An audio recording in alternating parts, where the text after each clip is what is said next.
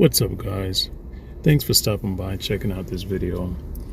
If you don't know by now, I'm a guy that loves history. I like to dive into history, unpack it, and just get a better understanding, and I love to share the history with you.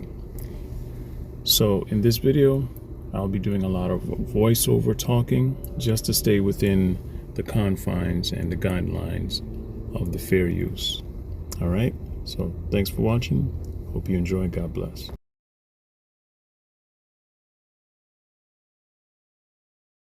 Well, today the Bible reveals that His Majesty is the conquering Lion of the tribe of Judah, King of kings, the Lord of lords, just like the Revelation, the Bible, with proof. So His Majesty is the reality and the revelation. The motivation behind this video is to refute this belief that Haile Selassie I is the manifestation of God. The man known to history as Emperor Haile Selassie I was born on the 23rd of July 1892 in the town of Ejarsogoro, not far from the city of Harar in Ethiopia. He was given the name Lij Tafari Makonnen in his youth. Lij simply means child of, while Tafari means one who is respected or feared. Makonnen was his father's name, and so, as he was growing up, he was known as the child of Makonnen, who is greatly respected. His father, Ras Makonnen, was the governor of the ancient walled city of Harar in eastern Ethiopia, and a key advisor to his near kinsman, Emperor Menelik II, who was emperor at the time. Thus, Lij Tafari Makonnen was born into a significant noble family which was related to the current imperial dynasty. Through his paternal grandmother, Tafari was descended from the Solomonic line of kings who had ruled this part of Africa since the 13th century. Tafari's mother was Woizero Yeshimebet Ali, the daughter of a ruling chief from Wollo province to the north. Ethiopia and the wider Horn of Africa have a unique history. 1700 years ago, when the Roman Empire ruled all of North Africa, Roman Egypt emerged as a major early center of Christianity in the eastern Mediterranean. Soon the new religion spread south beyond the borders of the Roman Empire, down the River Nile and the coast of the Red Sea. It gained many adherents in what is now Ethiopia, which effectively became a Christian country. Did you catch that? Ethiopia became a Christian country, not by force, not by subjugation, not by colonization and slavery. No. One of my favorite Christian rappers actually said it better than me. Let me let you hear him.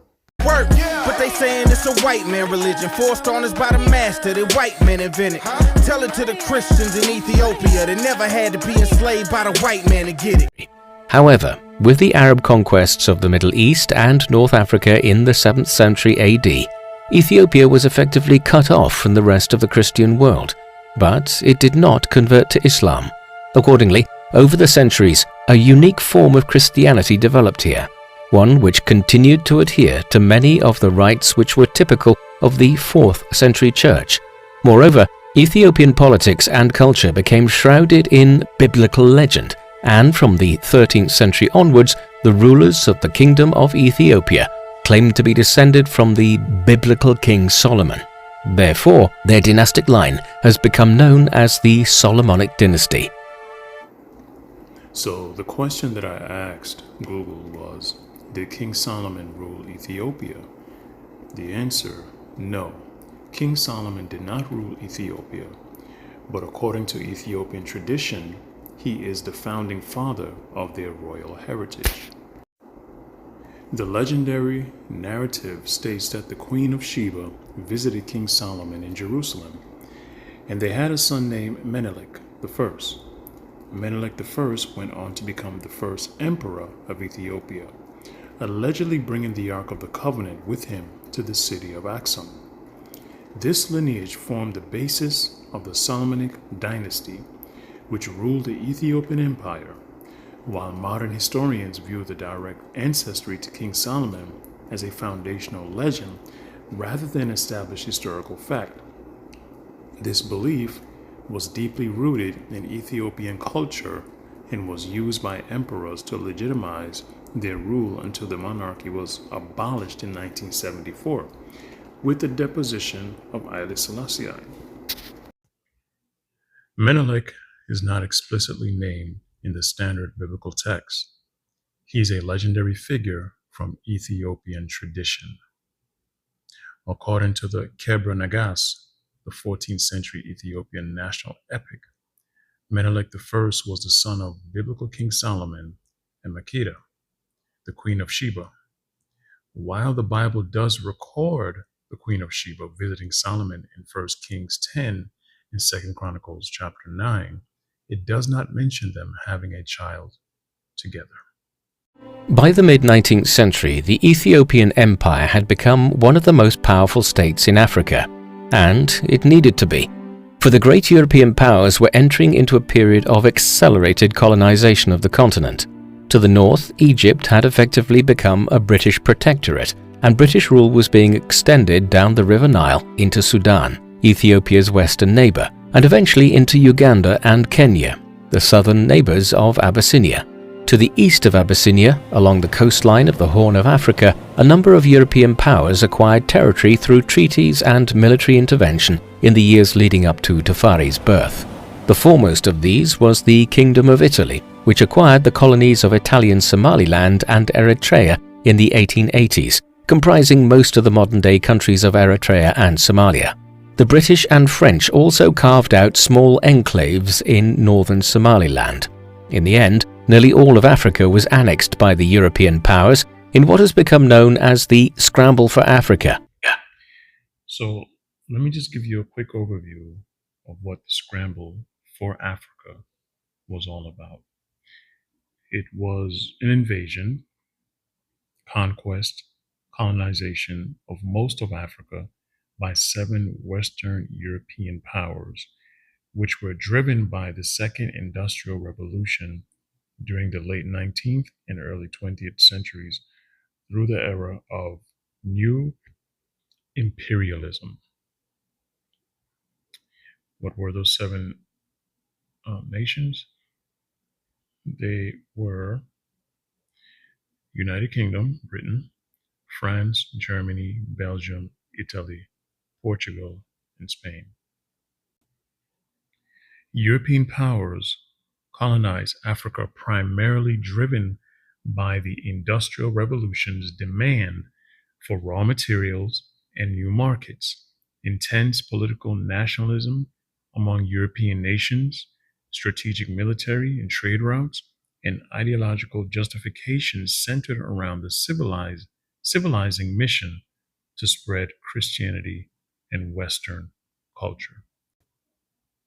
You know, these things happen all the time, has been happening, will continue to happen in humanity.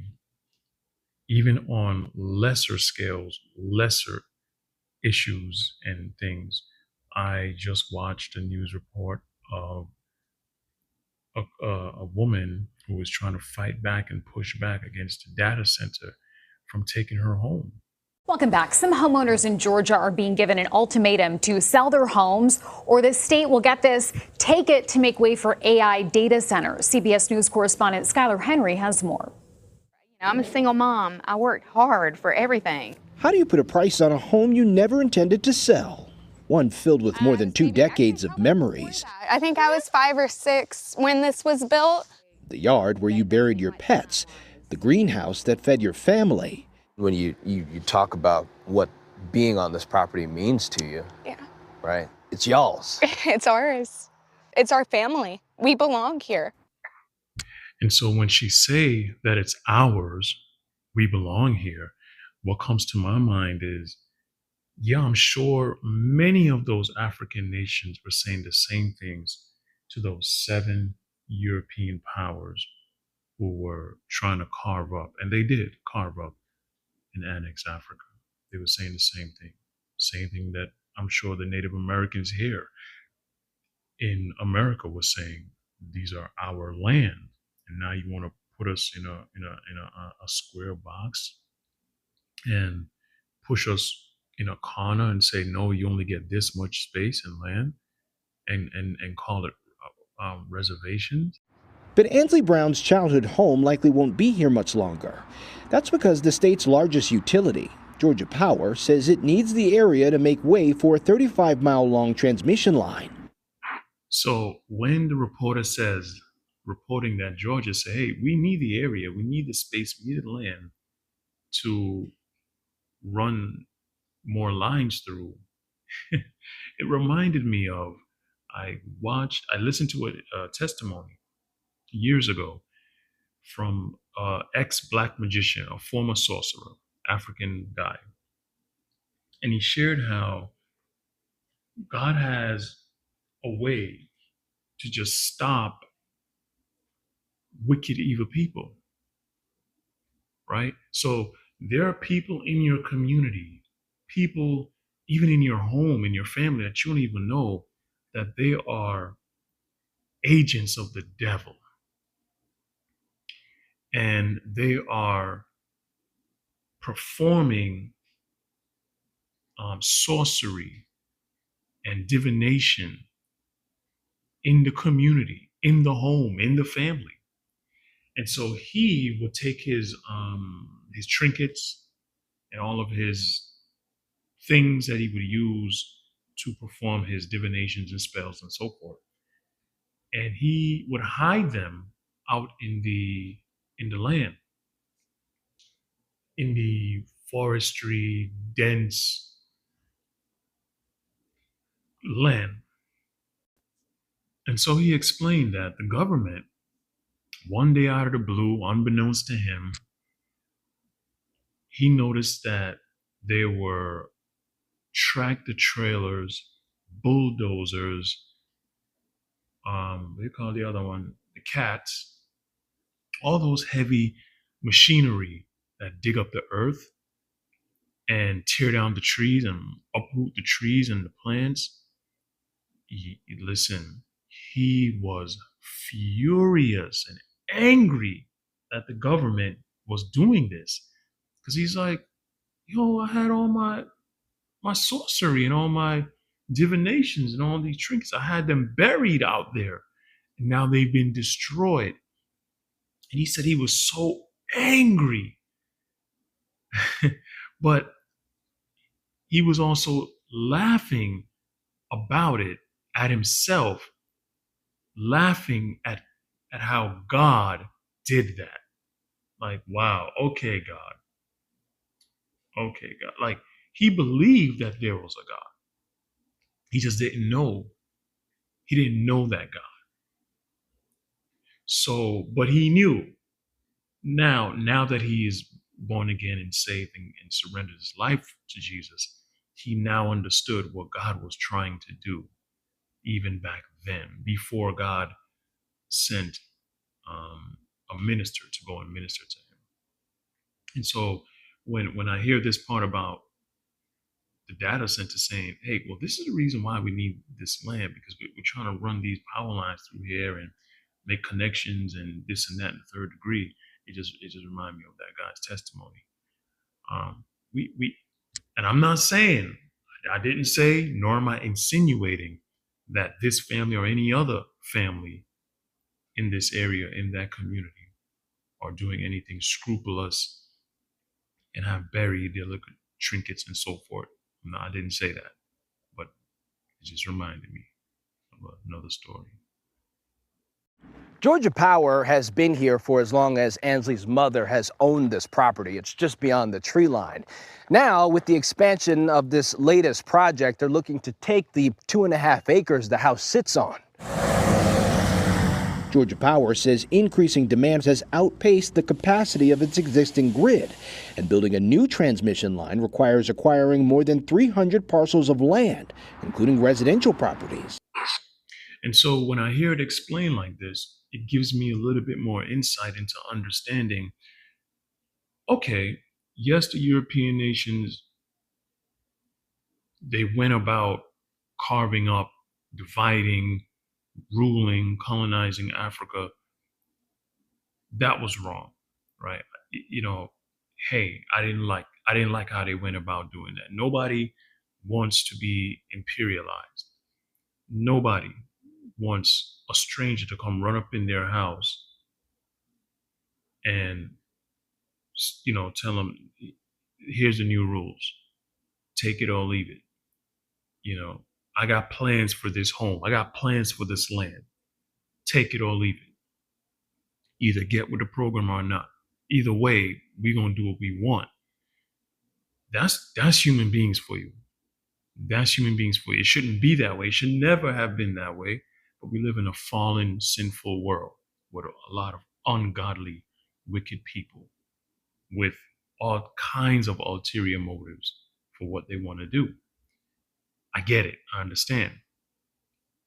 At the same time, remember earlier, the narrator said that the Russians were kind of like an ally to this emperor and brought in technology, brought in science,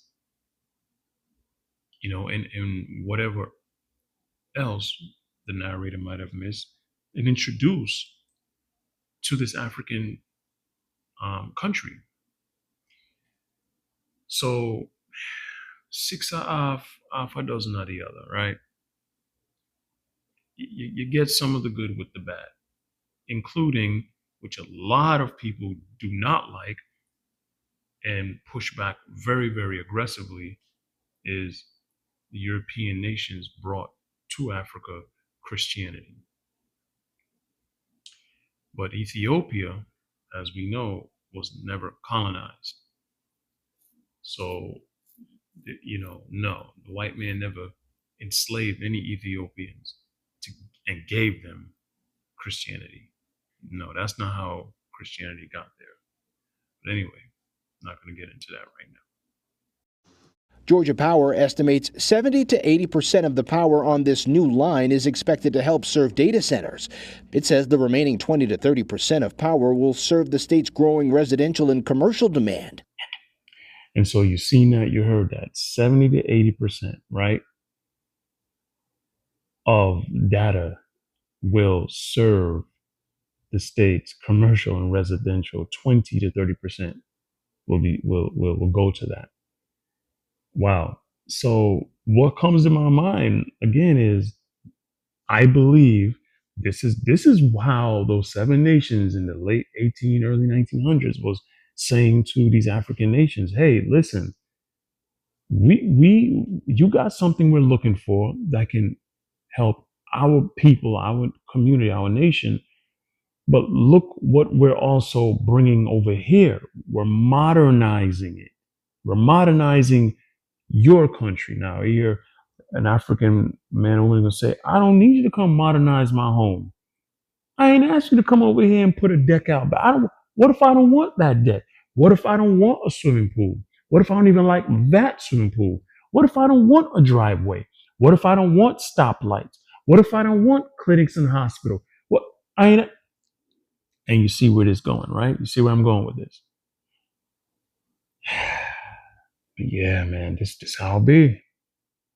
Georgia Power told us that they feel as if they've done this process responsibly.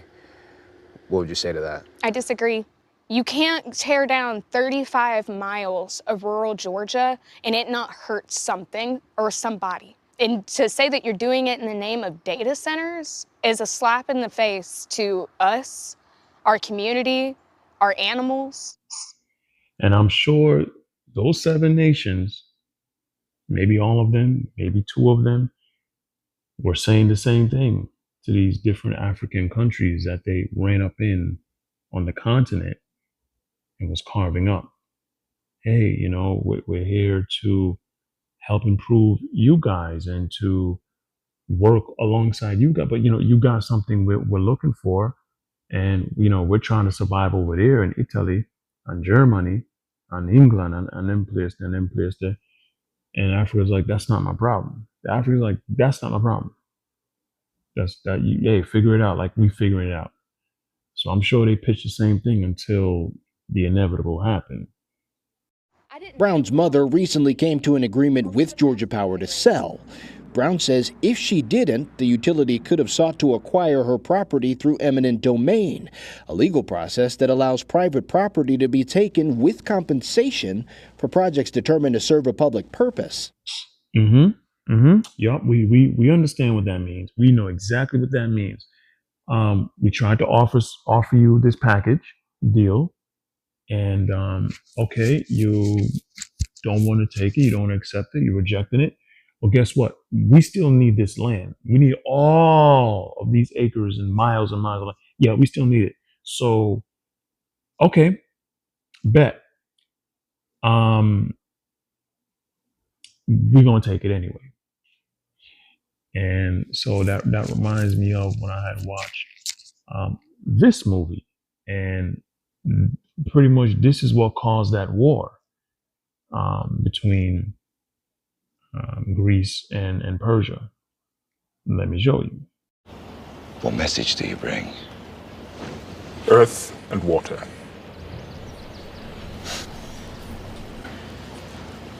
Do not be coy or stupid, Persian. You can afford neither in Sparta. What makes this woman think she can speak among men? Because only Spartan women give birth to real men. Let us walk to cool our tongues. If you value your lives over your complete annihilation, listen carefully, Leonidas. Xerxes conquers and controls everything he rests his eyes upon. He leads an army so massive it shakes the ground with its march, so vast it drinks the rivers dry. All the god King Xerxes requires is this. So did you catch what he just said? All that God King Xerxes. Who? God King. What is he? God and a king? Yeah, you're going to hear that again. But it's going to be a title or titles given to Haile Selassie. Follow me. I'm going somewhere with this. Follow me. A simple offering of earth and water, a token of Sparta's submission to the will of Xerxes.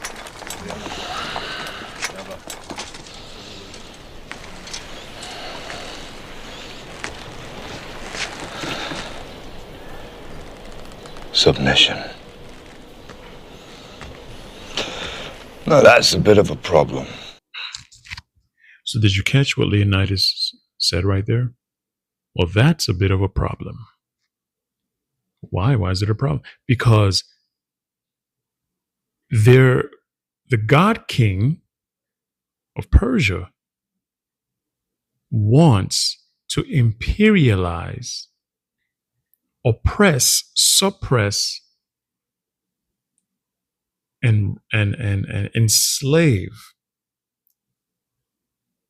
these people in Greece. And King Leonidas says, I'm not having that. I'd rather die fighting against this than to bow my knee in submission. And so that's what happened here in this movie. But in reality, this does happen a lot of times, because when Italy ran up in Abyssinia, which you're going to see later on in this documentary,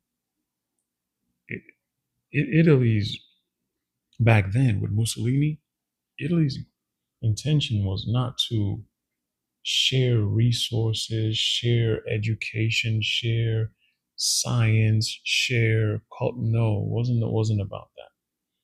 It wasn't about that. It was a different kind of relationship from what Menelik had with Russia in the 1800s. And this Ethiopian emperor was not having it. Earth and water.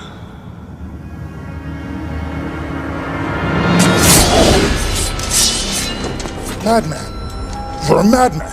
Earth and water. But you'll find plenty of both down there. No man, Persian or Greek, no man threatens a messenger.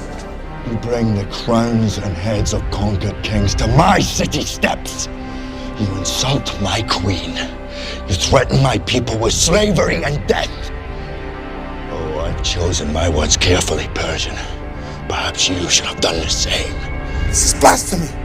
This is madness.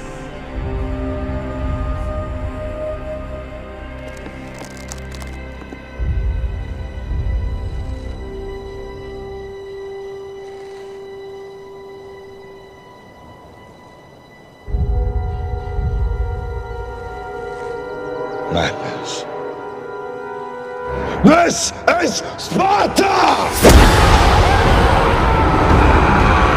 However, Abyssinia avoided this fate, in large part because Emperor Menelik II, who came to power in 1889, began a program of modernization.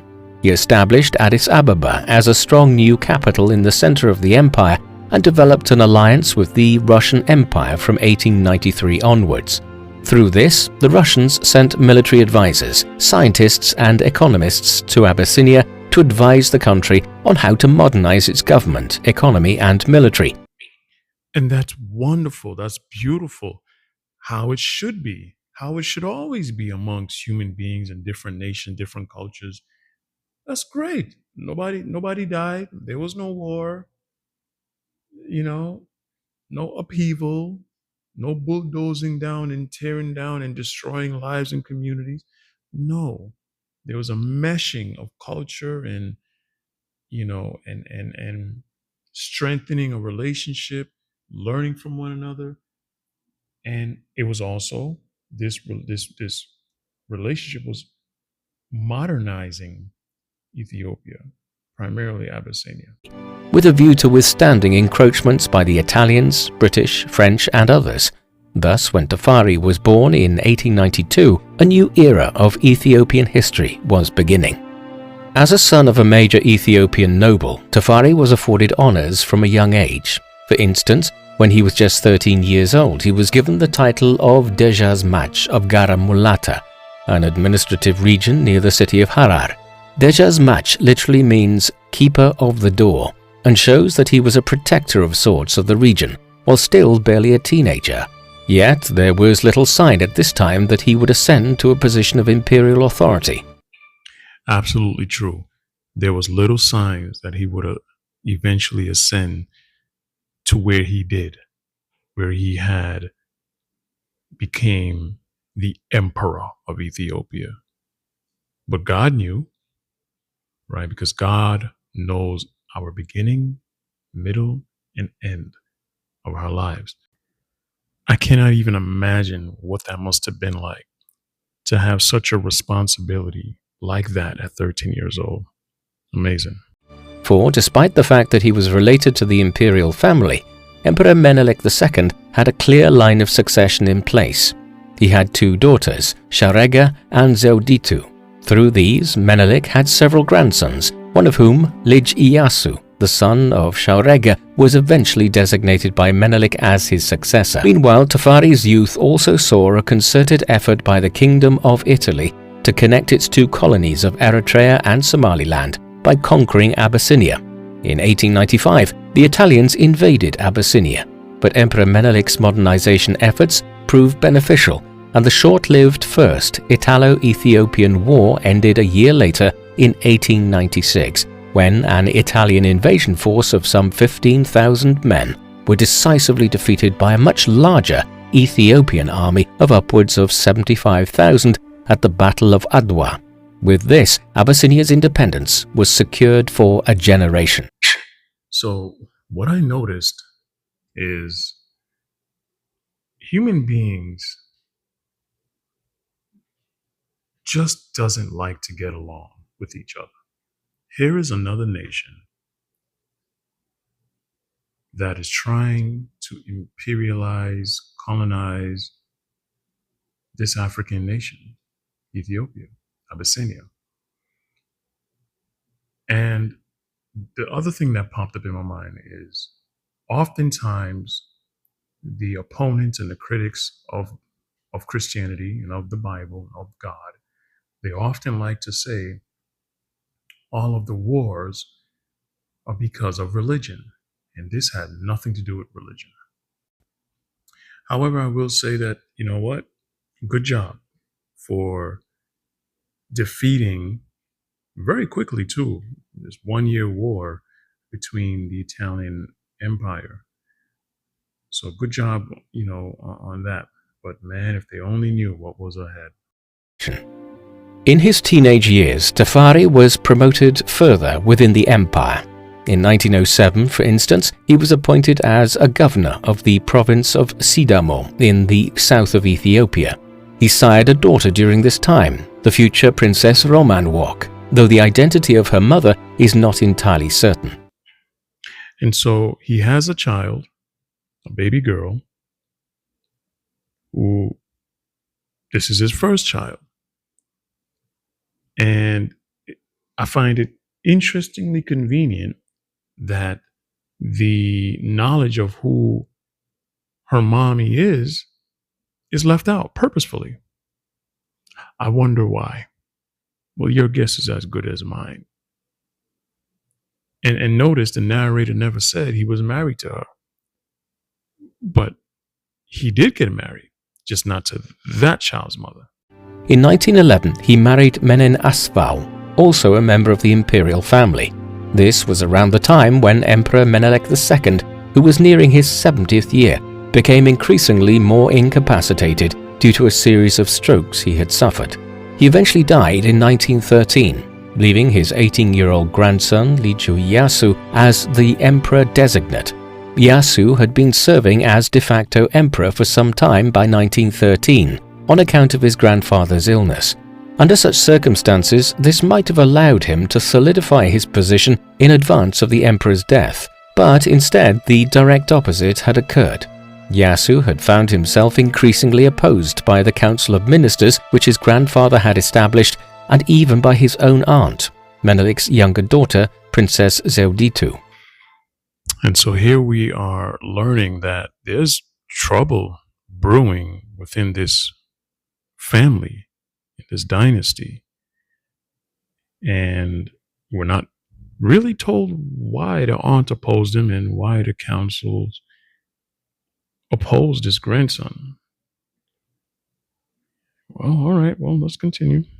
Thus, when Menelik finally died in December 1913, the Council of Ministers and the princess suppressed news of his passing and did not confirm Ieyasu as the new emperor. He was left to enjoy some semblance of power in the months that followed, but his accession would never be proclaimed, and he would never be given an imperial name. Following his removal from power, Zewditu was proclaimed as Empress of Ethiopia. But with the succession now unsure, it was decided that her cousin, Lij Tavare Makonnen, the future Emperor Haile Selassie, would be appointed as her regent and designated successor. Evidently, Tafare's tenure as a regional governor of several provinces in the late 1900s and into the 1910s had been successful, and he had weathered the political intrigue of the years of Ieyasu's brief reign very well. Thus, the stage was set for Tafare to one day succeed Zewditu, who was entering her 40s when she became empress and did not have any other clear successor. And so we learned just now from the narrator that the path to becoming emperor of Ethiopia for Tafare, who is Selassie, was clear. There wouldn't be a lot of opposition and hurdles for him to jump over and barriers to break through to get there. All he had in front of him was his cousin. And once he was able to succeed her, the throne was his. And so this shows that before the European nations were going through their scramble for Africa, within this family, there was a scramble for the throne. In the years that followed, a clear delineation developed within the government of Abyssinia between Empress Zewditu and the regent Tafare.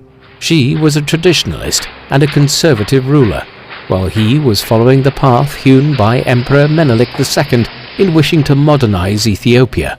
In theory, the empress was by far the more powerful figure, but her position was weaker than any of her predecessors as ruler of Abyssinia, for the simple reason that she was a woman in a society which prioritized male rule.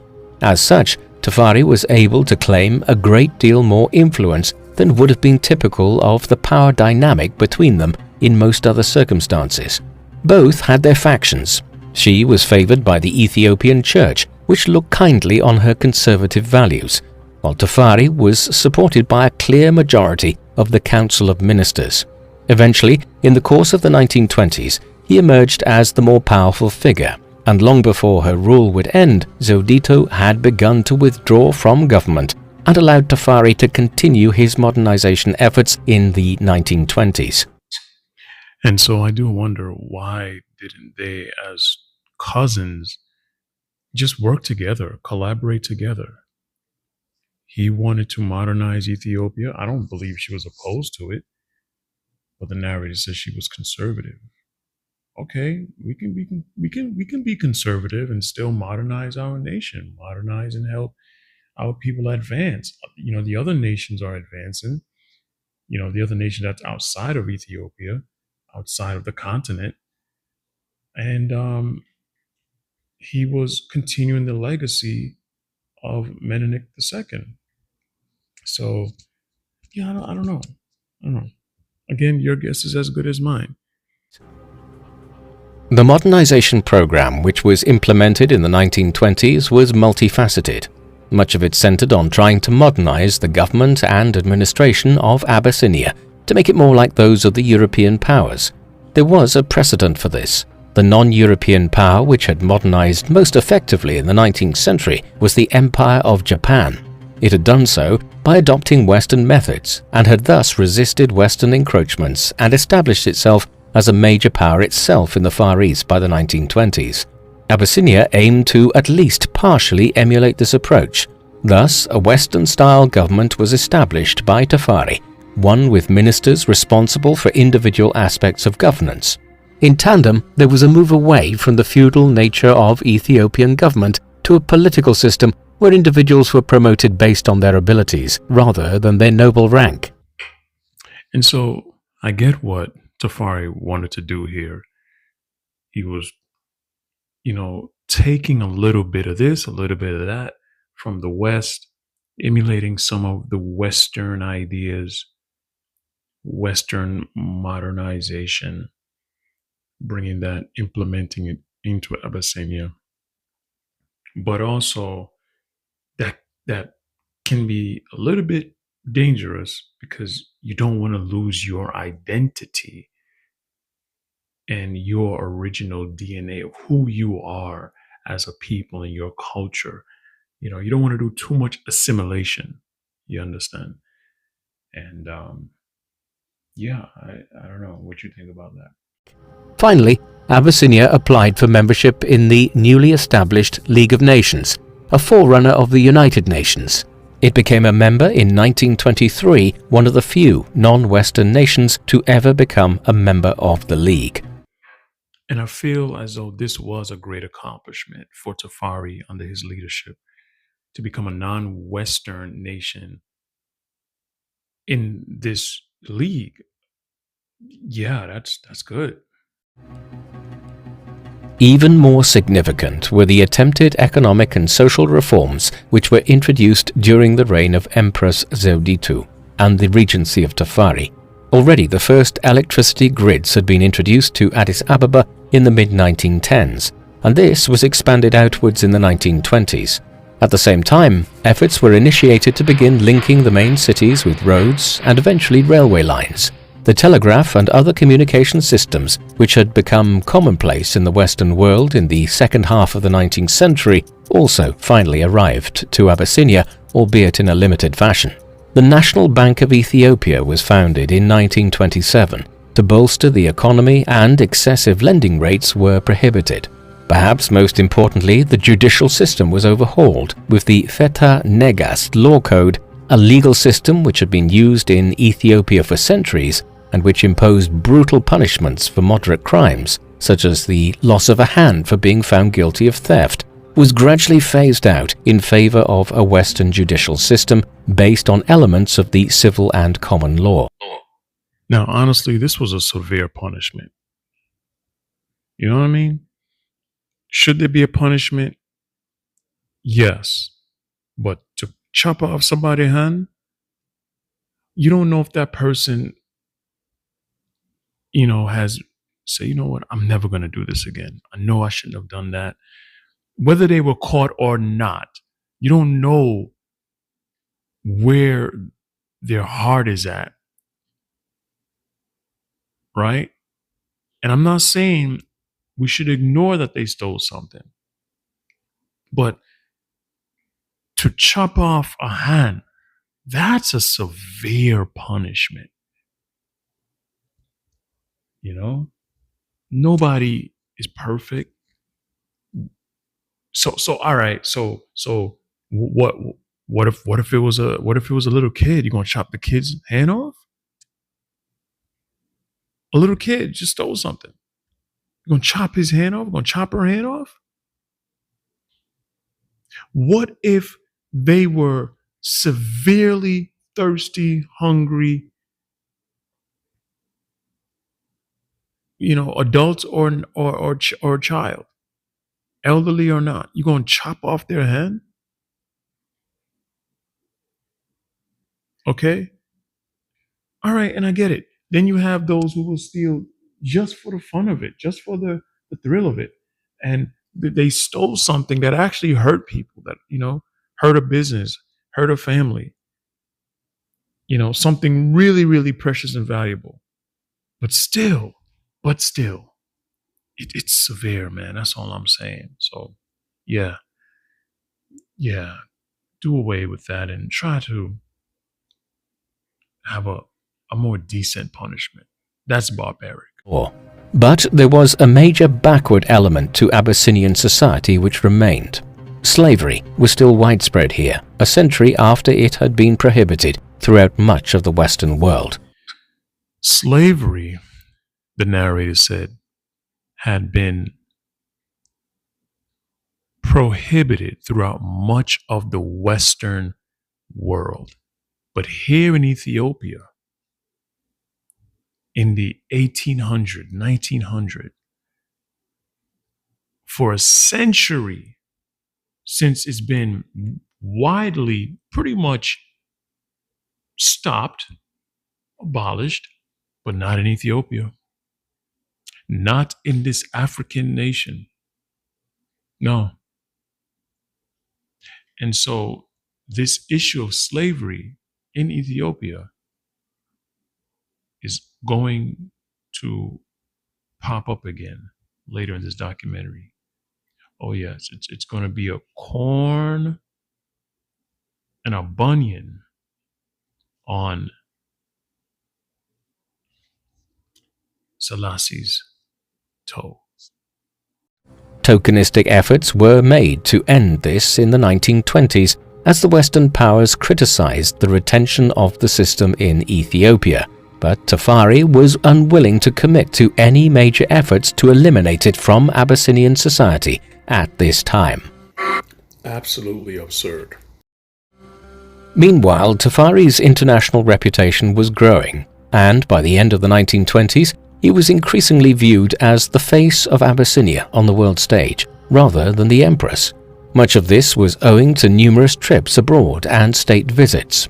For instance, in 1924, he undertook a tour of numerous foreign capitals and major cities with other members of the extended imperial family and the government.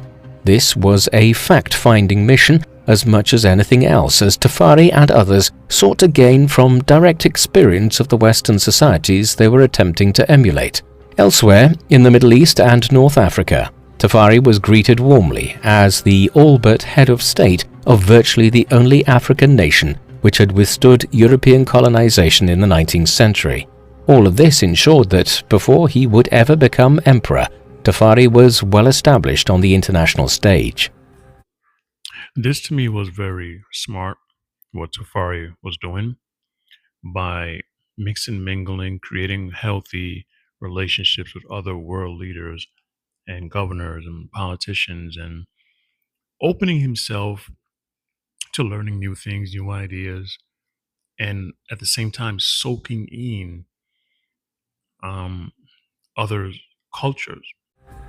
By 1928, Tafari's position at home in Abyssinia was such that the Empress could not but promote him ever further.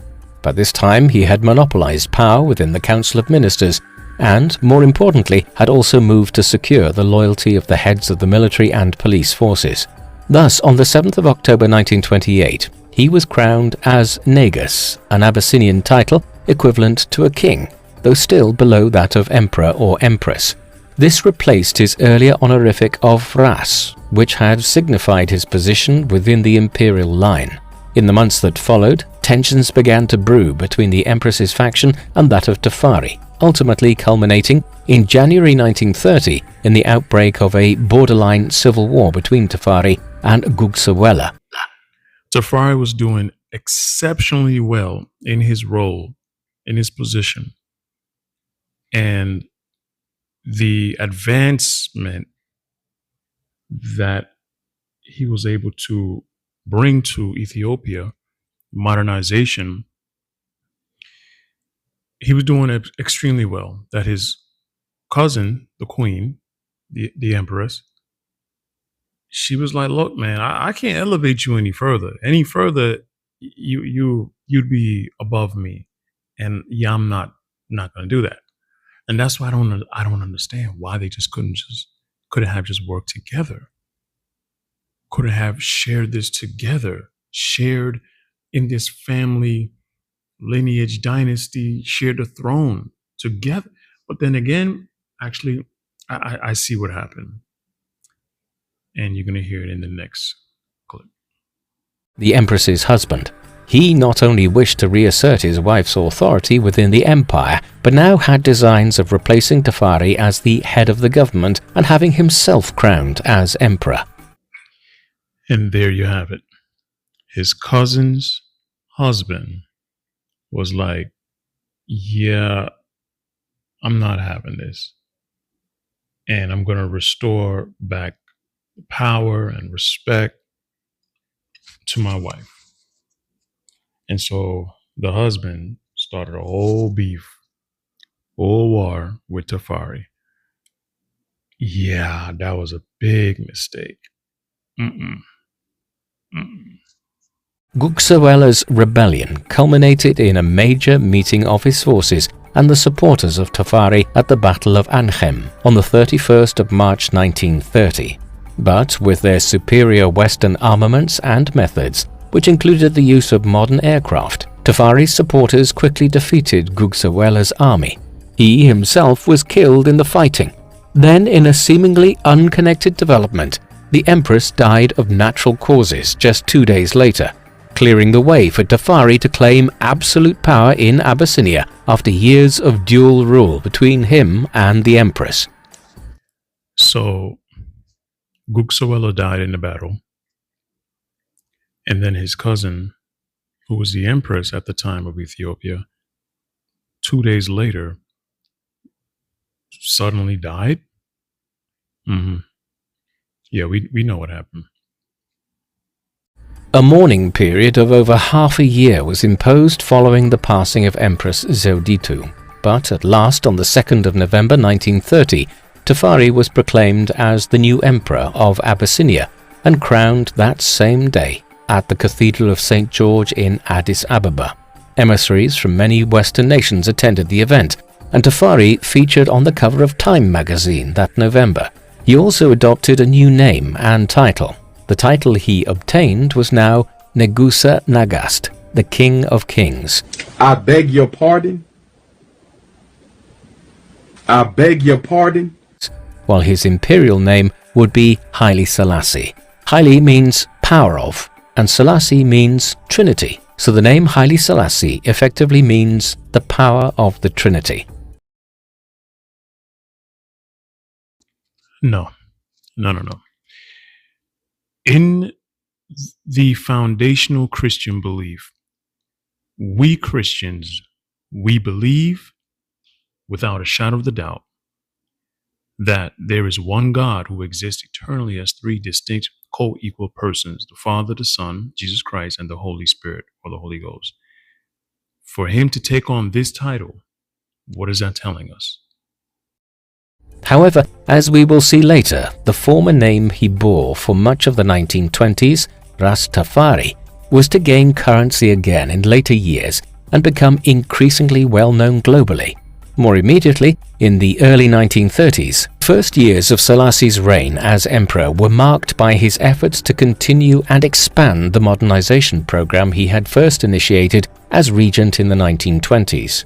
However, a shadow was increasingly hanging over Ethiopia.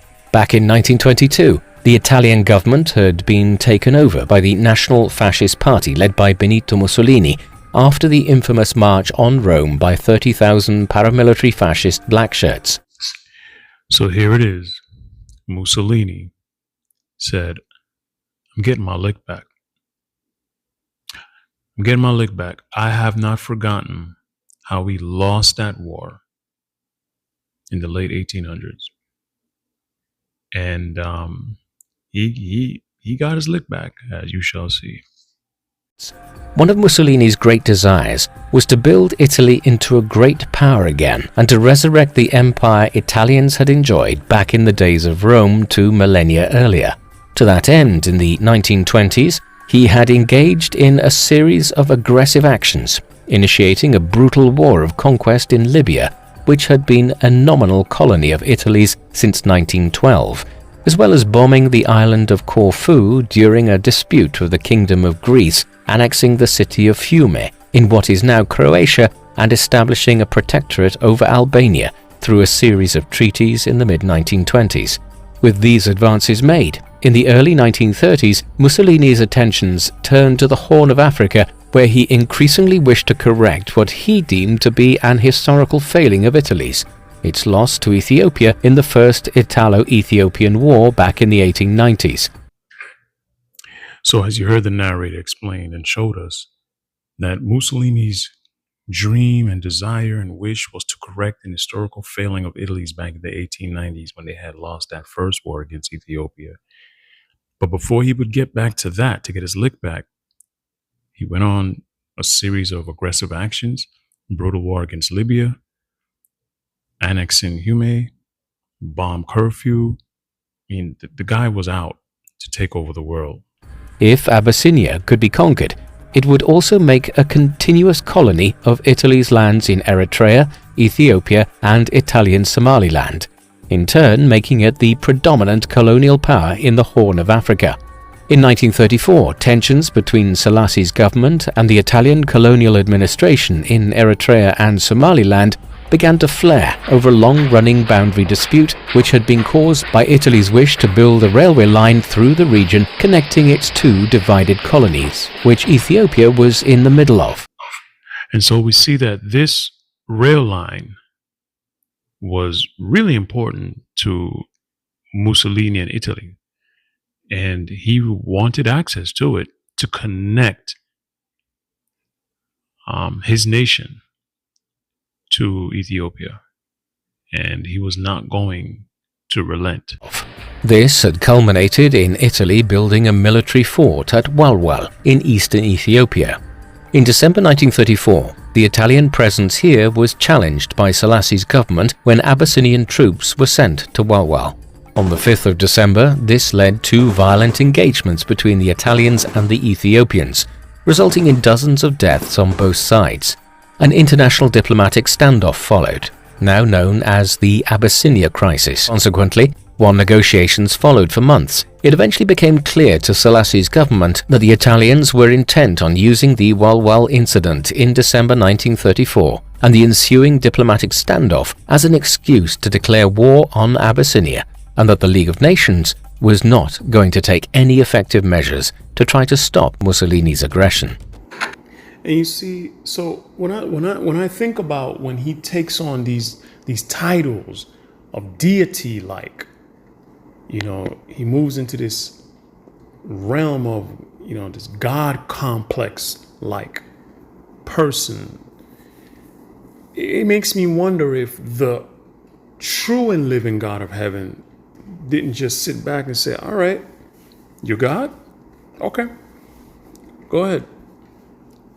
Handle your battles. You right? Go ahead, handle your battles. You're God. You have the Trinity within you and within your empire. So I'll sit back and let's see what happens. Because he clearly wasn't calling out to the Most High, the Almighty, the everlasting, ever faithful, ever sure. Yes, I'm taking shots at the Rastafarians. Tafari wasn't calling out to that God. No, but let's watch on. Yet, while the Conservative-led national government of Stanley Baldwin in Britain campaigned on and won an election in November 1935 on the premise of supporting the League of Nations and its mission, Baldwin's government almost immediately capitulated to Italian aggression. Within days of arriving in office, the new British Foreign Secretary Samuel Hoare was engaged in talks with his French counterpart Pierre Laval, who was also the French Prime Minister at the time, about how the war could be quickly brought to an end. Here, the desire to appease Italy and prevent it from drifting closer to Nazi Germany was paramount, and the Hoare-Laval Pact, details of which were leaked by the British press in early December, effectively outlined a plan whereby Abyssinia would lose roughly half of its territory to Italy, allowing the Italians to connect their colonies of Eritrea and Somaliland. This was completely unacceptable to Selassie's government and a complete betrayal of the mandate of the League of Nations. Outrage followed. Hoare resigned as British Foreign Minister, and ultimately the revelation of details of the pact brought to an end any efforts to find a diplomatic solution to the conflict. The Hoare-Laval Pact and the wider Abyssinia crisis is generally seen as also sounding the death knell of the League of Nations, an institution which had now conclusively proven its inability to prevent aggressive nations like Italy and the Empire of Japan from invading its enemies with no justification. So that was a lot of information, and there was no way around cutting that short. I had to leave that in there because that is very important to know and to learn, especially what caused the League of Nations to fall apart and to collapse. And then out of that was birthed the United Nations afterwards. But wow, imagine that, trying to appease Italy. Wow. Instead of rebuking Mussolini and its empire, his government, and doing the right thing and stopping them. No. But in the early months of 1936, the tide turned once General Pietro Badoglio, who had previously overseen the Italian campaign in Libya, was appointed as governor of Eritrea and the leader of the military effort in succession to De Bono, whose oversight of the invasion had been deemed too cautious by Mussolini. Badoglio initiated a brutal campaign in January 1936, in which poison gas was widely used against the Ethiopian armies. Through these methods, a series of victories were quickly won by Badoglio at the battles of Tembien, Amba Aradam and Shire in northern Ethiopia in the late winter and early spring of 1936. So this general, Badoglio, takes over, or is appointed the new general by Mussolini, and he takes the war up to another notch. He uses poison gas. I mean, how do you fight against that?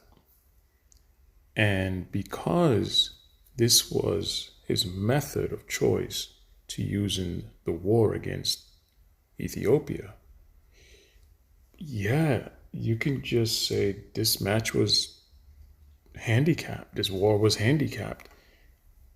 How could Ethiopia respond to that? War is a terrible thing.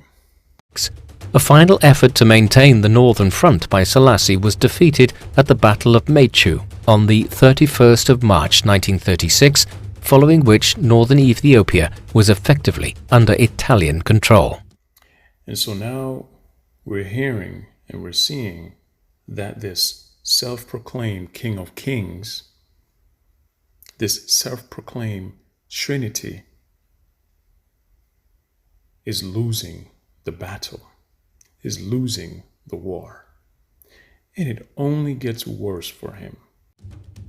On the 26th of April 1936, Badoglio launched what he termed the March of the Iron Will, a swift drive southwards from the northern front around Dessie in Wollo province towards the Abyssinian capital of Addis Ababa, a distance of some 200 kilometers.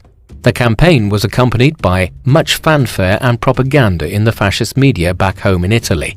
A large mechanized column was the centerpiece of this drive, with over 2,000 tanks, cars, trucks and other vehicles included in the operation, which transported some 12,500 Italian troops speedily towards Selassie's capital. By now, the Ethiopian armies were decimated from the northern offensive, and as the Italians neared Addis Ababa in early May, the emperor and his family fled from the capital and made their way towards the border with French Somaliland, crossing over as Selassie went into what would be years of exile from his realm. So the tactic of using chemicals, poison in this war by General Badoglio has proven too strong for Selassie's army to counter that and to respond to that. And to save his neck, he fled, went into exile. Some king, but I understand, I get it. 3 days later, at roughly 4 p.m. on the afternoon of the 5th of May 1936, Badoglio arrived in Addis Ababa at the front of a column of 1,700 vehicles. In the hours that followed, Italian troops began entering the city in what was more of a procession than an actual siege, and occupied prominent buildings all over the capital. The war was now effectively over. The Second Italo-Ethiopian War came to an end in May 1936 with the fall of Addis Ababa and the flight of Emperor Haile Selassie from Ethiopia. However, pockets of resistance remained, particularly in the south and west of the country, which were still unoccupied by any Italian forces. Accordingly, fighting would continue for months and years to come. Indeed, all of Abyssinia was never actually brought under effective Italian control. Yet, from May 1936, the Italian government claimed to have won the war. As such, the new colony of Italian Ethiopia was declared to be in existence by Mussolini on the 9th of May 1936. However, this was soon annexed into the newly proclaimed colony of Italian East Africa, which incorporated Abyssinia, Eritrea, and Italian Somaliland, and which stretched all the way across the Horn of Africa, completing the ambition for Italy to create a contiguous colony here 40 years after it had first been attempted in the mid-1890s.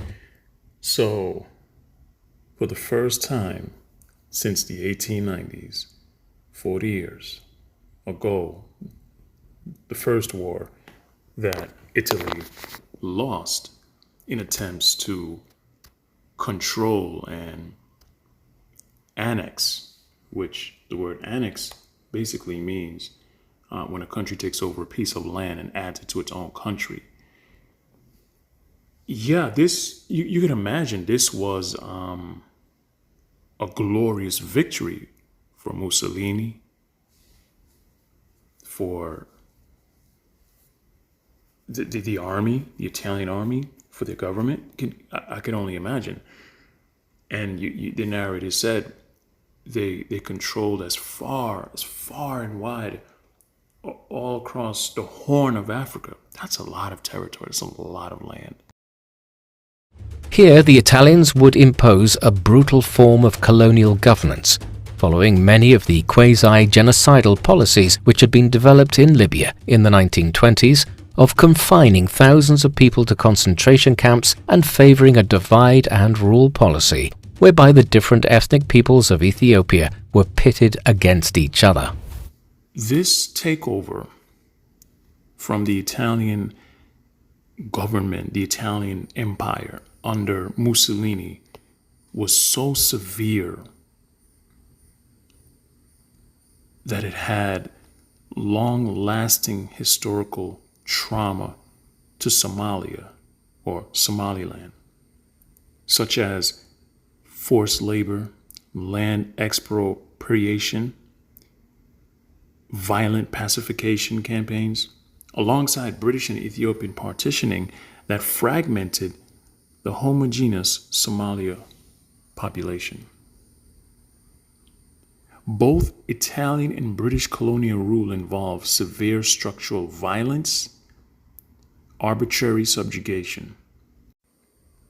And let's not skip over that they confined thousands to concentration camps and implemented a divide and rule policy where the different ethnic tribes and group people were pitted against each other.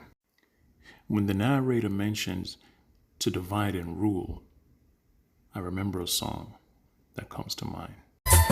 To divide and rule is their own plan, but I am no fool to let them overcome, 'cause I am king in this jungle.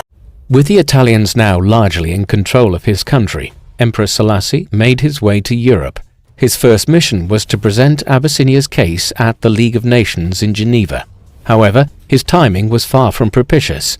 Consequently, the governments of Britain and France were no more willing to adopt an aggressive stance against Italy in 1936 than they had been the previous autumn.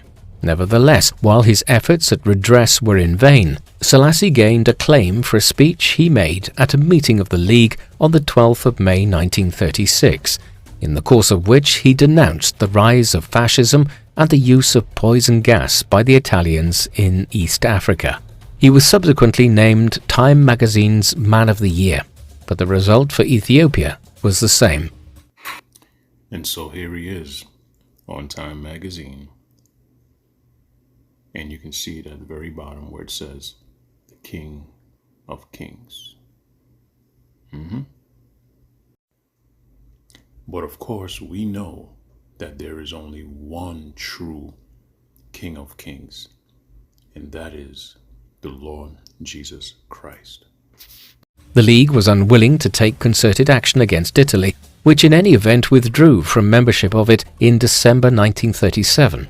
Meanwhile, Selassie headed for England, where he would live in exile throughout the late 1930s.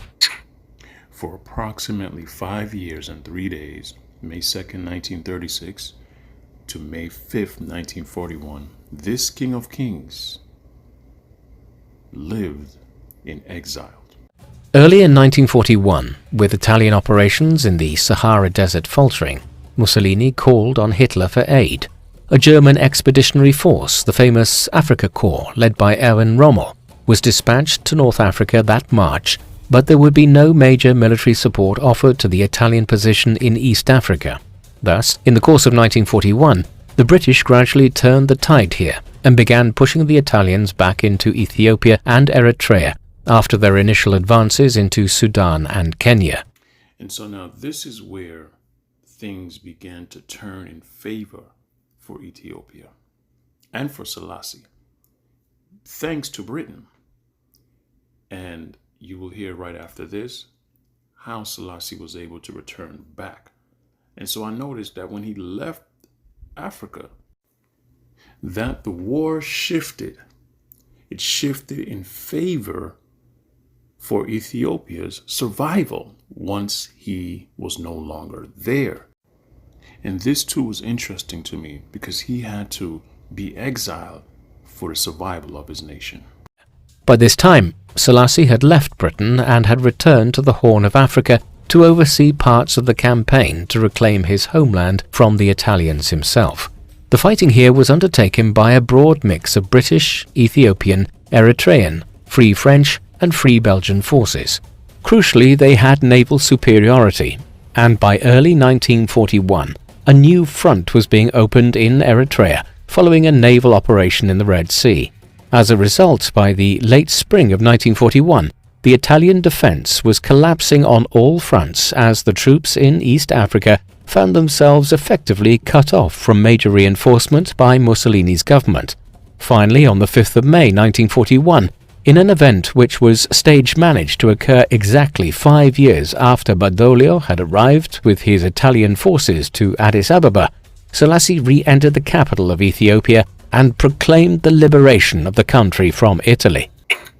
So I had to let that one play out because there's a lot of information there and there was no way around it. So just let you have it all so you can get the full understanding of what was happening here.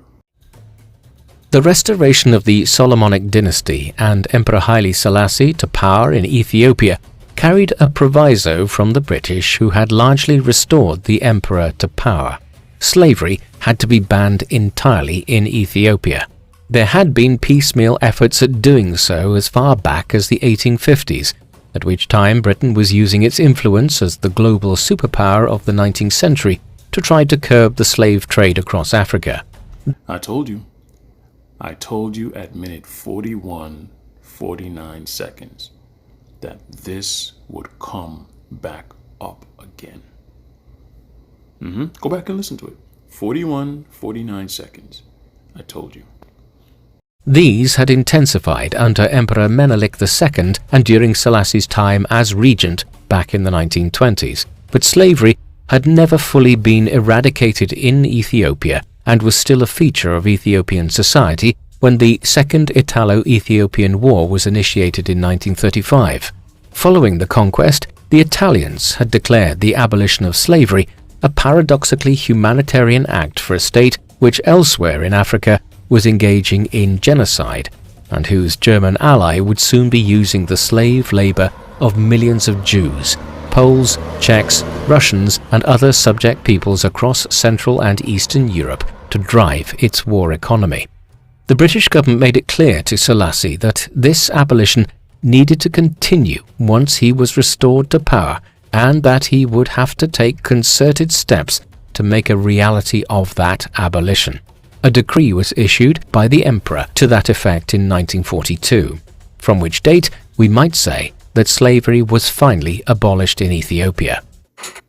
And so I'm wondering, as much as Bob Marley admired, was inspired, reverenced Selassie, even used a portion of Selassie's famous speech in one of his songs titled War, why he never sung about Selassie not abolishing slavery and had to be forced to abolish it? The Eritrean War of Independence was not the only conflict which Emperor Selassie's government faced. Ethnic tensions were also becoming more severe in the 1950s and 1960s. Ethiopia is a nation with approximately 80 different ethnic groups. The empire had effectively been formed through conquest over several centuries, and this had resulted in many ethnic groups remaining unreconciled to the dominance of Ethiopia, above all by the Oromo and Amhara peoples, who made up over half of the country's population. Selassie himself was of Oromo descent. The solution, which was favored by Selassie and the Ethiopian government to this situation in the post-war period, was to foster the concept of ethnic federalism, whereby Ethiopia was divided into over a dozen major provinces in which different ethnicities predominated. So, as you just heard the narrator said, Selassie and the Ethiopian government at that time came up with this solution. These different provinces, tribes, and tongues of people separated from one another instead of uniting and just being one Ethiopian people. And here's another view of Ethiopia, just looking at the different provinces. It is ranked the second largest African country, second behind Nigeria. Ethiopia, as of 2023, stands at 115 million people. However, rather than fixing the ethnic problem, this fueled it, ensuring that many Oromo, Amhara, Tigrayans, Somalis, and others continued to shape their identity around their ethnicities rather than their shared identity as Ethiopians. This was already causing unrest in the country during Selassie's reign, But, as we will see, this has been compounded in more recent times. So I went down a rabbit hole because I wanted to learn more about what is this ethnic federalism all about, and how is it affecting the people? Is it still going on today? And I found out some things that I wanted to share with you. So this article is from African journalism called Accord. And this article, as you can see, is titled Ethnic Conflict Under Ethnic Federalism. I'm going to read. Ethnic conflict. The introduction of ethnic federalism has resulted in a number of ethnic conflicts in Ethiopia. There has been an upsurge in ethnic conflicts and the sharpening of boundaries among the different ethnic groups. Ethnicities has become an instrument of political mobilization, which further perpetuates violence, dissension, and a growing sense of separatism in Ethiopia. Ethnicity dominates over other notions of state organizations, political representation, and resource entitlement. It is also directed to the constitution of institutions that validate boundaries among the different ethnic groups. This is a formidable challenge and can lead to the eruption of many conflicts among and within regional states. And so, upon my hunger for still wanting to know more about what these different provinces look like in Ethiopia, I Googled it. And I found a map that led me to this professor's article that I'm showing you here. And in that article, he mentioned a name of a runner, an Olympian runner. And I want to just lift out something in that led me then to a video that I will share with you afterwards. Introduction. In August 2016, the Rio Olympics came to an end. The men's marathon was one of the major events to take place on the final day of the competition. Except for the unusual American mix, the race was dominated by the usual suspects. Ethiopian and Kenyan runners were leading for most of the tortuous 42-kilometer race. Although it was Kenya's Eliud Kipchoge who eventually won gold, it is arguably the silver medalist Feyisa Lilesa from Ethiopia who dominated world media after the competition. It is what he did as he crossed the finishing line that drew the unusual media attention. He raised his hands and crossed his wrist above his head. He was expressing solidarity with the Oromo protests which had been taking place across Ethiopia for more than 6 months. Feyisa Lilesa won second place in the men's marathon final race during the Rio Olympics. As he passed the finish line, he raised his arms and crossed them, trying to tell us something. You might think he was either playing tic-tac-toe or showing us where the treasure is. Nah, what he really meant to say was that things are a little bit out of whack in Ethiopia, and Feyisa wanted to bring people's attention to this. The what? Is they kill me? They will kill you? Yeah. In Ethiopia, the Oromo people are the largest indigenous ethnic group, but the power lies in the hands of the Tigrays in the north, who are a minority and are in government.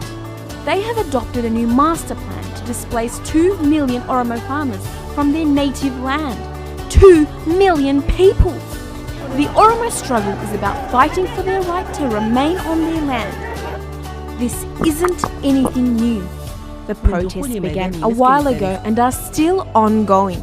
It's sad to see that the Olympic Games is more interesting than the oppression of the Oromo. So, when the Rio Olympics came around, Feyisa saw his opportunity to highlight his people's plight. Now, you might be wondering why the world hasn't even heard of the Oromo people. Well, if a butterfly flaps its wings anywhere in Europe, the whole world looks up to see what is going on. And because this is more important than this. So you see, some parts of the world are not as newsworthy as others. Being killed, tortured, beaten and displaced in Syria, Yemen and now in Ethiopia. Where is the international outcry or the social media posts? If you want to take the world's attention, stop being a clicktivist. Do something useful. Donate now by clicking one of these links. Now, granted, there were tensions that were happening in the time and rule and reign of Selassie. But it was not this severe until he and his then government decided to create this ethno-federalism plan. I personally feel that he should be held partly responsible for what is happening today. Of all the ethnic peoples of Ethiopia, those who were most antagonistic to the government were the Tigrayans, who constituted a sizable proportion of the overall population, roughly 7 or 8%, and were the dominant people in Tigray province in the north of the country. The antipathy of Selassie's government towards the Tigrayans was clear for all to see in the 1950s, as the imperial government persistently neglected the province despite mounting evidence of pressure on its resources and the possibility of famine as a result of the destruction of crops by locusts, drought and disease, outbreaks of smallpox, typhus and other high mortality illnesses. When Tigray eventually did enter famine in 1958, the central government in Addis Ababa did very little to try to relieve the situation, leading to tens of thousands of deaths. Thereafter, a more concerted effort was made in 1959 to address the situation, with Selassie's government being provided with considerable aid from the administration of US President Dwight Eisenhower.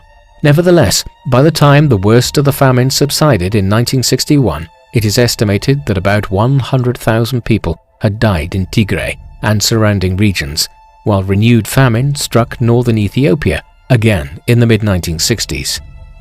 You know, so after listening to that, what came to my mind was maybe had Selassie had a Joseph-like person by his right hand, maybe they would not have had suffered such a severe famine in the land. I don't know. I'm just thinking. However, this drought, this famine, was only the beginning of more to come. Again, I wonder.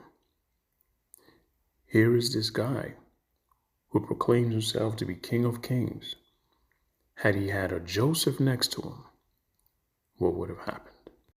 While Selassie's reign was increasingly being blackened by controversies at home, including famine in Tigray, a war of independence in Eritrea, and ethnic tensions within Ethiopia, Selassie and, by extension, Ethiopia continued to hold a position of considerable international respect.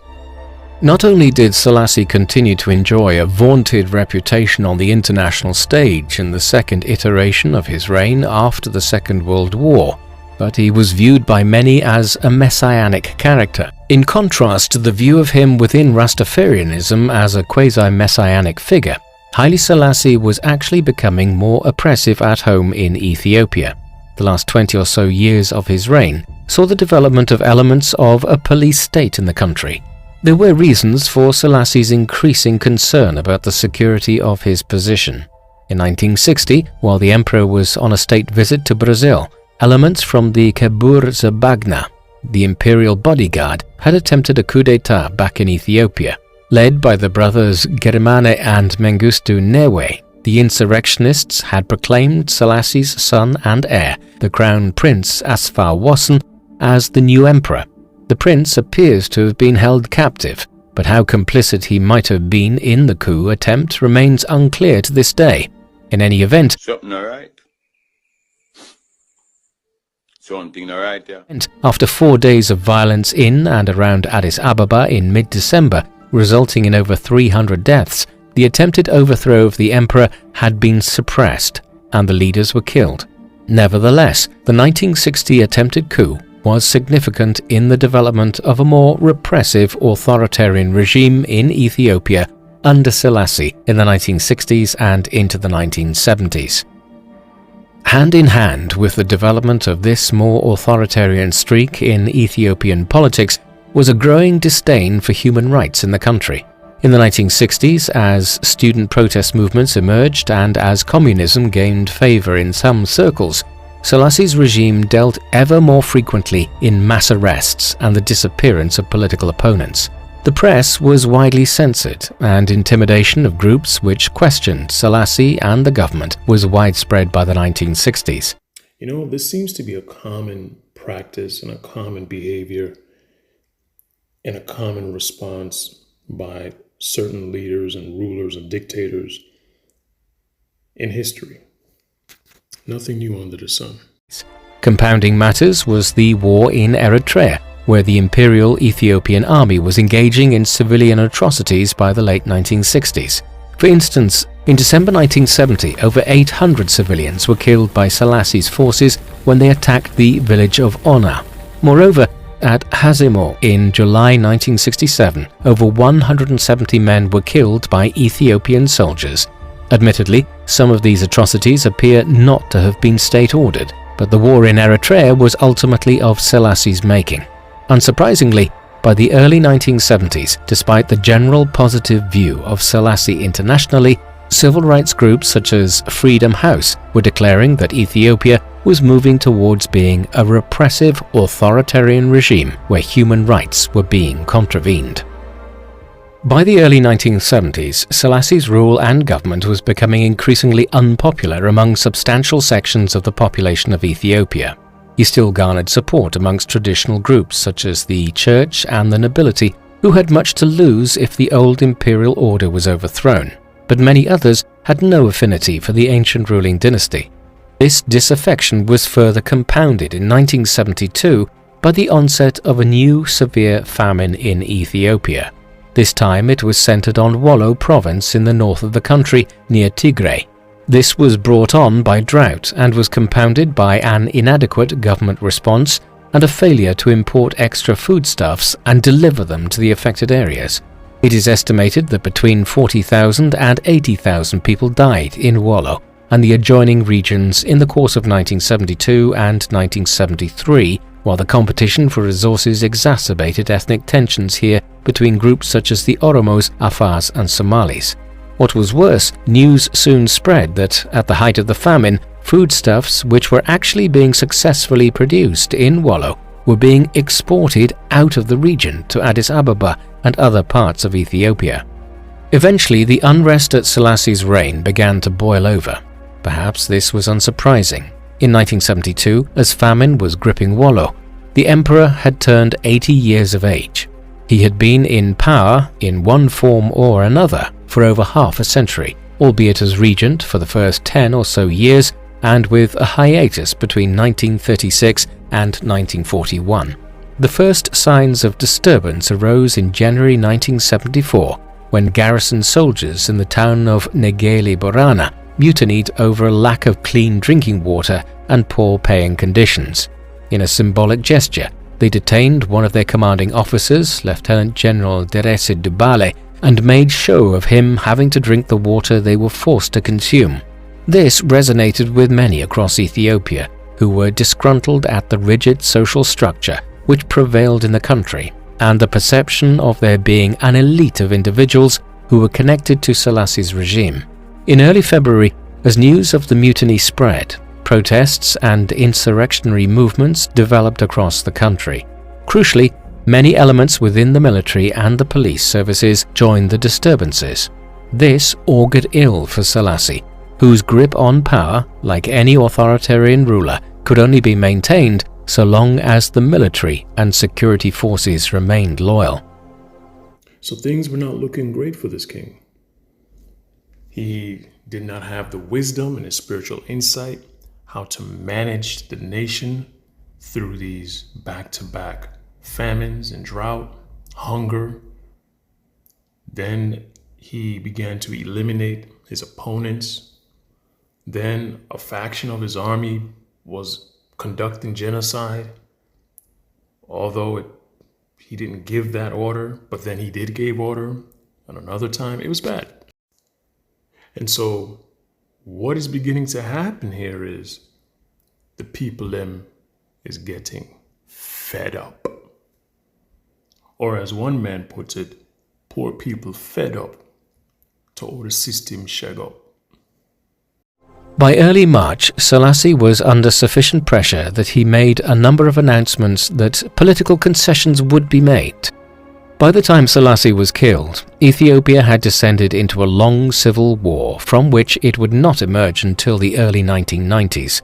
The Derg established Ethiopia as a Soviet-aligned country, espousing Marxist-Leninist principles in the mid-1970s. It was opposed by rival revolutionary groups such as the Ethiopian People's Revolutionary Party and the Tigray People's Liberation Front. Compounding matters was the ongoing War of Independence in Eritrea, and from 1977 onwards, a further regional conflict as Ethiopia found itself at war with Somalia over possession of the province of Ogaden. In this morass of political conflicts, political violence amplified across the country, with tens of thousands being killed in the Red Terror unleashed by the Derg regime in the second half of the 1970s. By the 1980s, the Ethiopian Civil War was made even more traumatic by the arrival of new famines, the biggest wave coming between 1983 and 1985, in which upwards of 500,000 people perished. The fighting only eventually came to a conclusion in 1991, once the collapse of the Soviet Union ended the flow of weaponry into the Horn of Africa. By the time it ended, nearly 1.5 million people had died from the combined effects of military conflict, disease and famine. The end of the Ethiopian Civil War in 1991 brought about a brief respite from the country's woes. A new constitution was established in the mid-1990s, while Eritrea finally gained its independence after 3 decades of fighting. There were then efforts to create an ethno-territorial federal state, where different ethnic groups had control over different provinces of the country where they were dominant. However, renewed problems soon arose. A new war erupted with Eritrea in 1998. The initial fighting ceased in 2000, but border tensions and intermittent conflict have remained a perennial problem in northern Ethiopia. Internally, Ethiopia's efforts to resolve its ethnic tensions by creating a federal state have largely failed. In particular, the government's antagonism towards the Tigray minority in northern Ethiopia, which is a deep-rooted legacy of Selassie's time as emperor, has come to international attention in recent years. In 2020, the Ethiopian federal government effectively initiated a war against Tigray, one which is ongoing as of late 2022, and which has resulted in war crimes, mass famine, and behavior by the government which many international observers see as genocidal. These next 5 shorts will show you a little bit of what the people have been going through between the years 2020 to 2022, and even still, quietly, in 2026.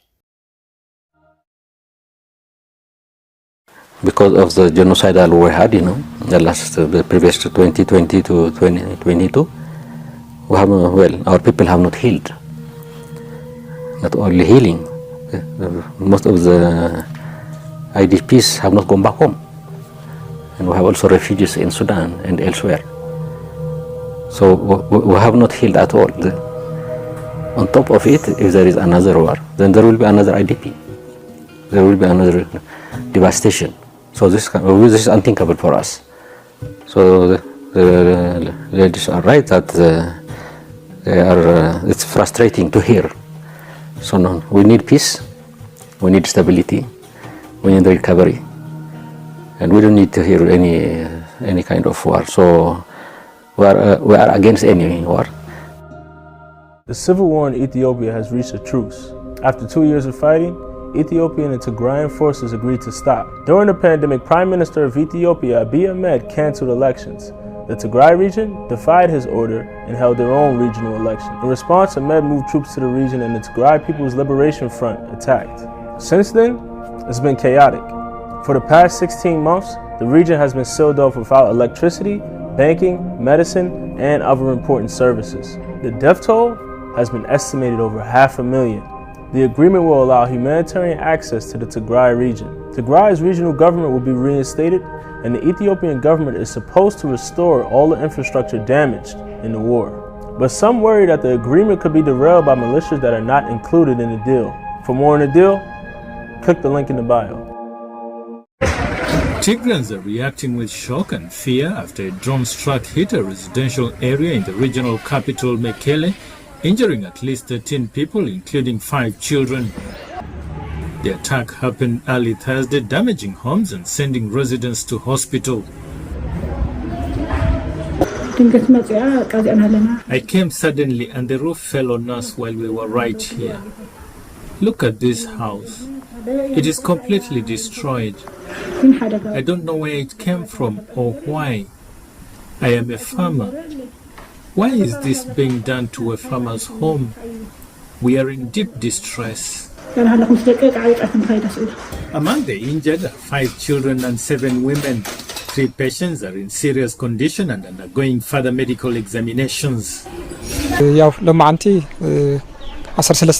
Today, 13 people injured in a drone strike were brought to our hospital. 3 of them sustained serious injuries and are currently undergoing further examinations.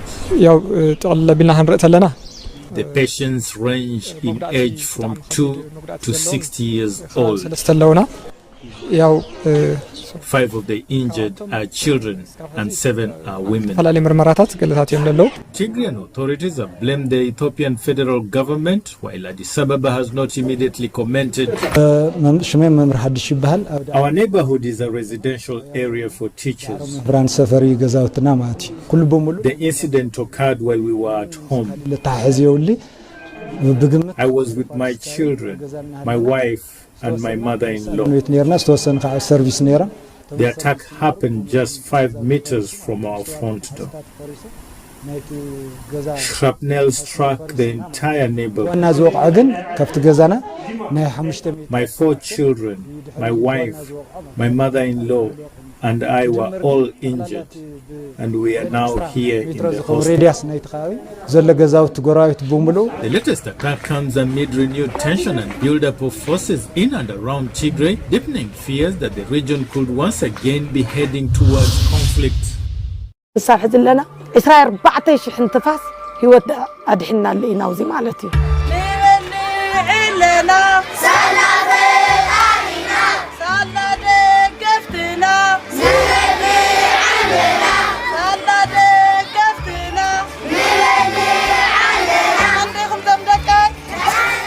حراس نستي نقلعة أرجويا صاونتي هافتام يبال من قصة رحتني يبال كله زنور الصانع اللي حستري أم لها زمت أنا فيهم كلهم كابو ودي شو من تورح جميرة من الله وتسعى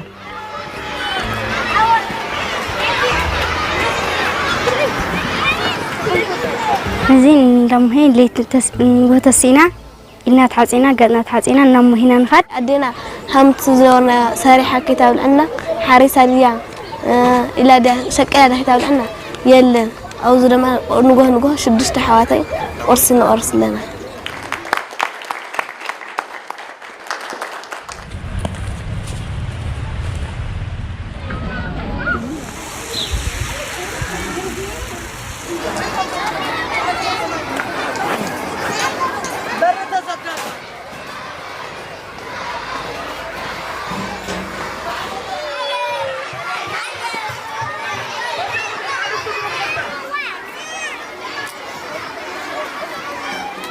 أزقابي الرد أدي يزبلك إيدك زرق حلي عالم كل قبر اللي يزبلك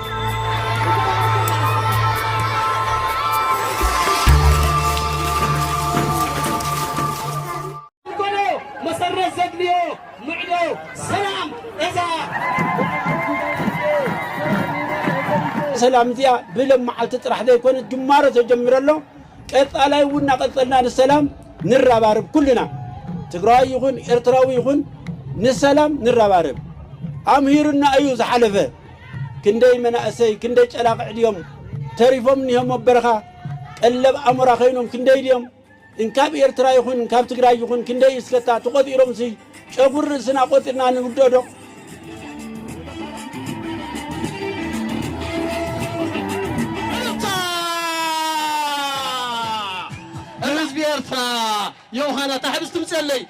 ፍንቃል ብጣዕሚ መሪር እዩ ማለት ኩሉ ሰብ ከም ዝፈልጦ ፍንቃል ሲ ከቢድ እዩ ምክንያቱም ፍንቃል ማለት ካብ ዓድኻ ተወፂኻ ሲ ምክንያቱ ትሰርሕ ኣይትኽእልን ኢኻ ተመፅዋቲ ኢኻ ኣነ እዚ ስምዐኒ ዘሎ ተስፋ ብጣዕሚ ደስ ይብል ምክንያቱም ሙሉእ ይግበሮ እዚ ጅማሮ ህዝብን ህዝቢ ናይዚ ህዝብን ህዝቢ እዚ ናይ ሰላም ሃዋሁ ሙሉእ ንክኸውን ተስፋ ይገብር ደስ ካ ኢሉሎም ማለት ኩሉ ሕዋቲና ንሕና ሲ ብኩሉ ሕዋቲና ዛላም በሳን ሰንዓፈን ወይ ከዓ ትግራይን ኤርትራን ሲ ናይ ብሓቂ ብኩሉ ንራኸብ ሕዋቲና ቤተሰብና ሙሉእ ረህዋ ሙሉእ ሓጎስ ሙሉእ ሰላም ክኾነልና ይምናኒ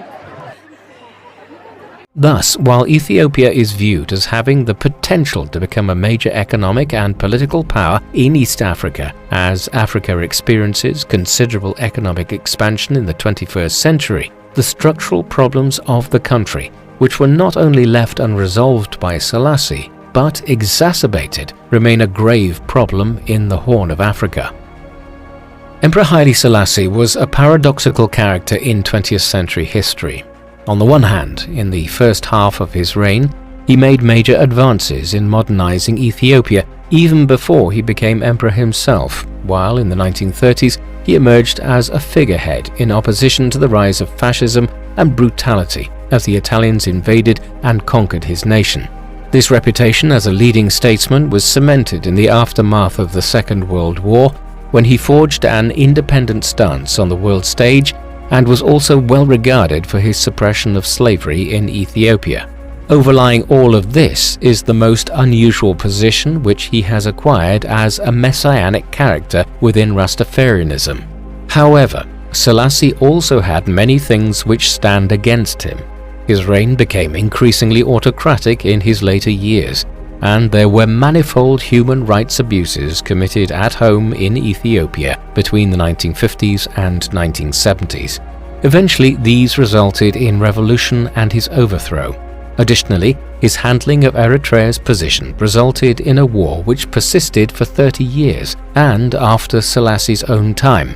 However, perhaps Selassie's greatest crime was in failing to reconcile the ethnic and religious differences of his nation during his long reign as both regent and emperor, which lasted over half a century. This failure has cast a long shadow over modern Ethiopia and continues to create problems in the Horn of Africa today. What do you think of Emperor Haile Selassie? Do you think his deposition by the Italians in the 1930s created undue sympathy for him, which has caused popular opinion to overlook his own crimes? Please let us know in the comment section, and in the meantime, thank you very much for watching. Imperial Majesty Emperor Haile Selassie I of Ethiopia is the Almighty. Now, anyone have anything to say, come up, come say it loud, make me hear what them have to say. Now the Bible says so, Babylon newspaper says so, and I the children say so.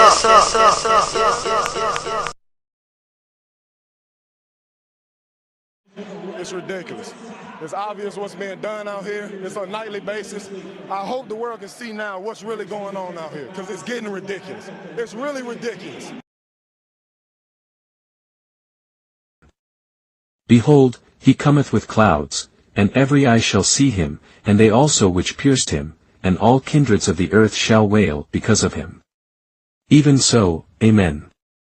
I am Alpha and Omega, the beginning and the ending, saith the Lord, which is, and which was, and which is to come, the Almighty. Wherefore God also hath highly exalted him, and given him a name which is above every name. That at the name of Jesus every knee should bow, of things in heaven, and things in earth, and things under the earth. And that every tongue should confess that Jesus Christ is Lord, to the glory of God the Father. For the Lord your God is God of gods, and Lord of lords, a great God, a mighty, and a terrible, which regardeth not persons, nor taketh reward. Jesus already won a war. that we would never have been able to win on our own. He paid for it with his life and his blood. That same blood is what sets us free and gives us the gift of salvation. When he returns, there will be peace between God and man, and between man and man. Thank you for watching. Continue to live on purpose, godly purpose.